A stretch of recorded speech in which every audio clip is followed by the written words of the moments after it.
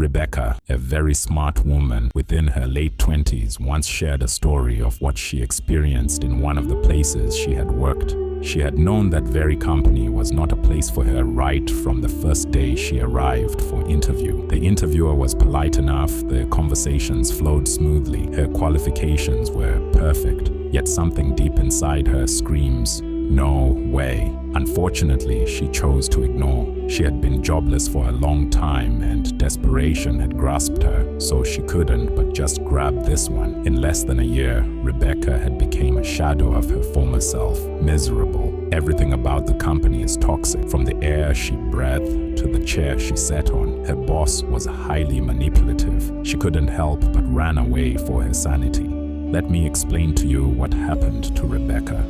Her brain had already solved the puzzle that very first day she went for interview. It had processed thousands of microsignals, subtle facial expressions, voice inflections, body language, and delivered its verdict. Sadly, she didn't pick up this verdict, or she did, but chose to ignore because she was desperate.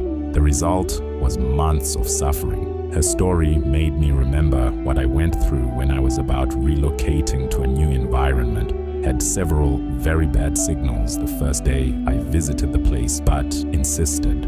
Due to desperation and how amazing this house looked, I packed in almost immediately. In less than a year, I was compelled to flee for my life.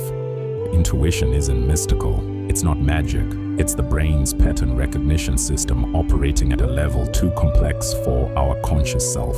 Many of the times we face misery and difficulties, it's simply because we refused to follow the quiet warnings our instinct gave earlier. Today, we're going to learn how to decode those instinctual signals and how to train yourself to trust your intuition, also known as gut feeling.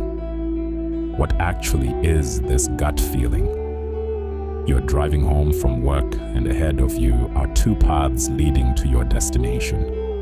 For no logical explanation, one path feels right and the other, something feels off. You choose the unright path anyway, because the distance was shorter. A few minutes later, you're stuck in unexpected traffic, your entire mind drenched with frustration. I shall explain what had occurred. Your brain has two systems running at the same time. System 1, the slow system, is your logical mind. The one that loves facts, reasons, and step-by-step thinking. It has to make sense, otherwise the logical mind will disagree. System 2 is your gut instinct. It doesn't need so much analysis, and for this reason, it's very fast. While your logical mind is stuck in analysis, justifications, and rationalizations, your instincts has already observed everything around you and made a conclusion. For the feeling about which path to take, your brain had already taken note of details that evaded your conscious mind, but because something about you badly wants to follow that path, you missed it. We all have these moments. The job interview that felt weird even though everything looked physically incredible. The investment that seemed great but made you nervous. All of these are the ways your gut talks. It's just your brain working faster than you can think. The key is learning to hear it.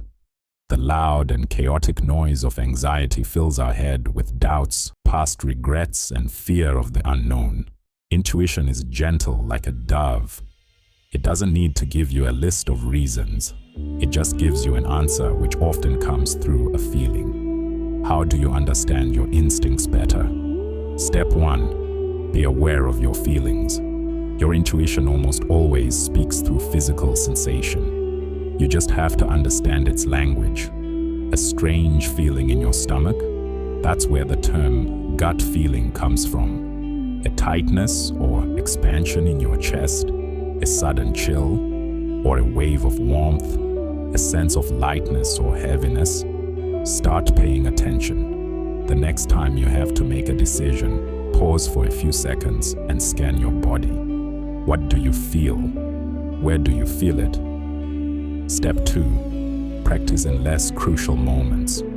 Surgeons do not learn human anatomy while in the surgical room where a patient's life is at stake. They learn in low-stake moments way earlier with phantoms and cadavers. Your life is full of low-stakes moments with which you can practice. Which route should I take to work? Do I really need to step out right now? Must I honor this invitation? Don't overthink them. Just tune in. What are you drawn to? What feels right? Act on that tiny impulse. It isn't about the outcome right now, it's about the process of listening and acting. This is how you train your abilities. Create an environment conducive for easy hearing. Your instinct doesn't talk with a loud voice. It talks with a tone often too low for the noise of modern lifestyle. Why do you think prophets in the Bible lived in the wild and mystics all over the world are often withdrawn from civilizations? This is because they need silence to hear accurately from the divine. To hear your instinct, you need to create silence. Cultivating daily quiet time is non-negotiable. Stay away from your phone and from the world for some minutes. Focus on you. Forget everything else. Engage in meditation. Meditation is always not about stopping your thoughts like many would think.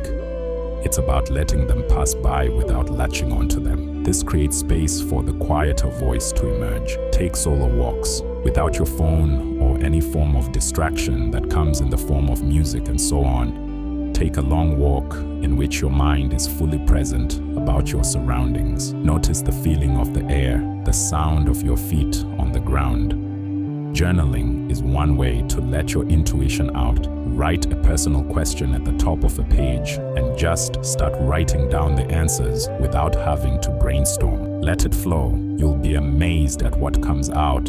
Your mind is like a glass of muddy water. If you're constantly stirring it with thinking and worrying, it stays muddy. You can't see through it, but if you let it sit in stillness, the mud settles and the water becomes clear. You can see straight to the bottom. That clarity is what your instinct requires.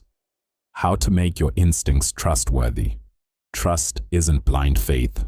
It's built on evidence.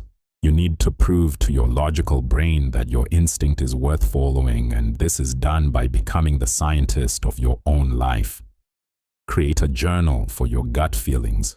At the end of each day, write down subtle cues you believed were your instincts speaking to you. Identify the ones you followed and how they turned out. This journal does two things. First, it builds a data set that proves your intuition is often right. Secondly, it reveals your personal patterns. Maybe your gut is always right about people, but you doubt it on financial decisions. This shows you where you need to focus your trust and the biases you need to work on. Finally, be courageous. To know is good, but to act is better. Here is where you need courage. Trusting your instinct when it tells you to pick a particular route over another trains you. To trust it when it tells you that something is wrong about that mouth-watering business offer. Do not always be scared of making mistakes. It's actually through these mistakes you will become better. This is why you need to start early and with lower stake moments so that you make some mistakes that get you experienced by the time more crucial moments arrive. Your instinct is more of a compass than a GPS. It points for you the right direction, but it doesn't show you every twist and turn in the road. You still have to drive the car. You still have to use your logical brain to navigate the path. The instinct assures you are on the right path. Even though the journey may be full of ups and downs, you're assured a safe landing.